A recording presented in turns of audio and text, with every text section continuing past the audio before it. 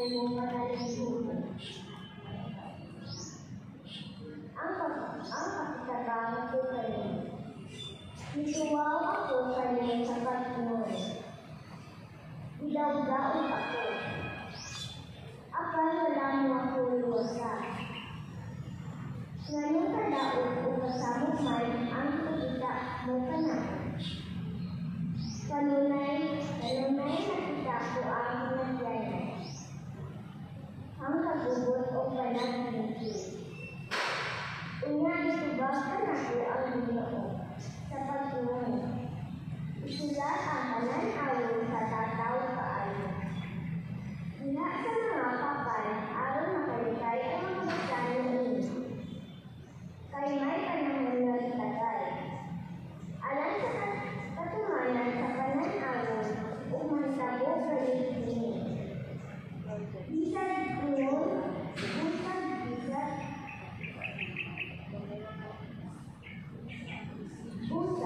bisag iyon, ugbulay kinumatuman, kaabos ka lang.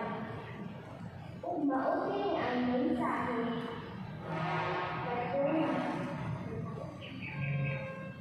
Ug maote ang mensahe. Katong mga dautan dili mabuti. Apal ang mga matawag mabuti. Kay nakilumanon man sila. Sa Diyos.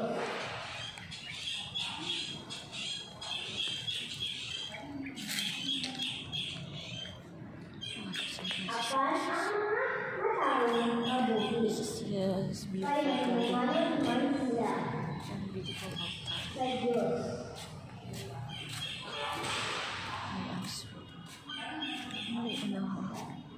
Ang inaho ka na naman ako. Akal ang mga matawag mabuti.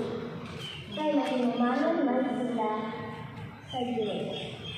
Ang pulong sa Ginoo. Akal ang mga matawag mabuti.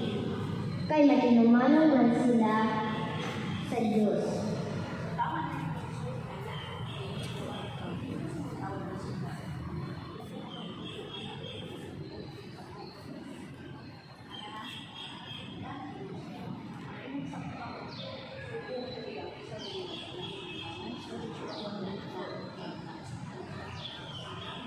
They are practicing the sound.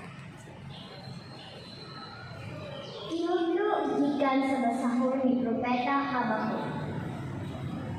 O Ginoo, kalusa ka ba nimo matalalingog ang pagkitabang ko kanimo?